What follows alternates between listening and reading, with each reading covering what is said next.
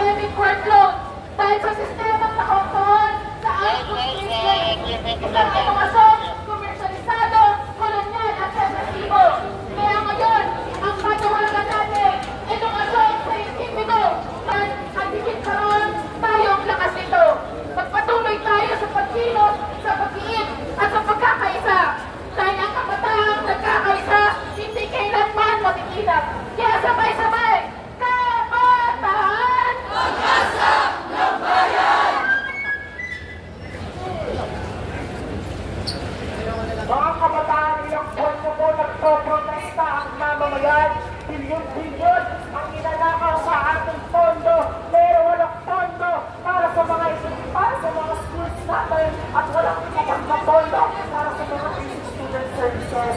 Saka sa PUP Congress ko, ang presentation namin, 3 taon na po namin tayo na magawa at sa mga pamatasan natin na nakapalang sa struktura at hindi pa po ako yung mga produkto ang nakanin ng mga tabal. Dagdag sa dito, pinakatas ng mga kabataan sa pinakatas ng mga kabataan sa pagsusupon ng estado kung saan naliwatkan ng walang atake ng ating estado sa mga kabataan. Kaya naman, hanggang ngayon nagpapanawagan ng mga kabataan para panamulig at alisin ang mga kurakot sa gobyerno. Ang ibalang may tawagan ang susunod na kapagsalita, tinatawagan po namin ang partisipante mula sa kabataan Parlo. Bagasa! Pinasayan! Bagasa!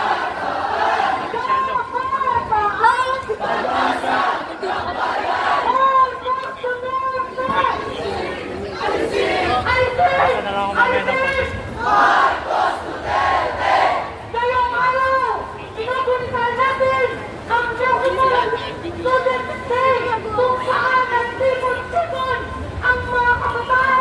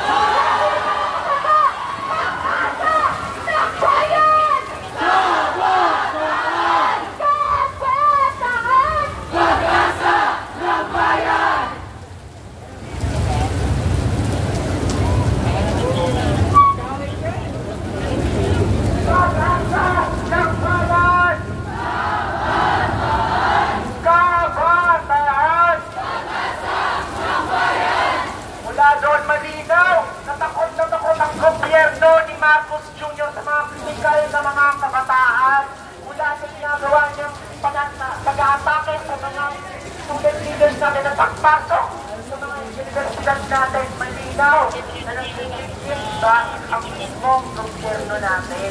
Kaya naman sa susunod, tatanungin ko sa mga kabataan, sino nga ba ang tunay na terorista? Walang iba, di ba? Kundi si Pastor Junior at ang US, di ba? Na mismo, pinapabakan ang karapatan ng mga indigenous people at mismong mga kabataan at mamamayan. At para sa susunod na nakapagsalita mula sa katribuyon ang National Spokesperson na si Rana Virginia.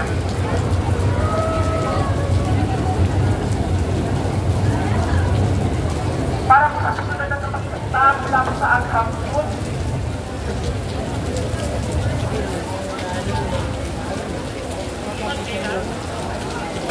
sigaw ng kabataan! Sagipin ng kalikasan!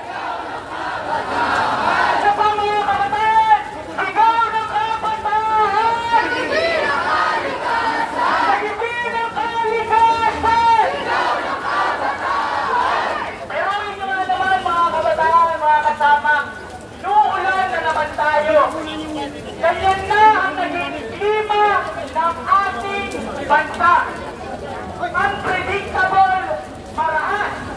Tulad lang din ang klima ng ating politika na sistema sa ating lipunan. Ako po si Jono mula sa Alliance of NFI and STEM Students for Inclusive Governance. Nakikita po ang mga kabataan siyentista at mga kalikasan ngayong International Students Day sa ating mga panawagan. Siyempre, kaya tayo narito ngayon dahil ika nga tayo ang pag-asa ng bayan. Tama ba mga kasama?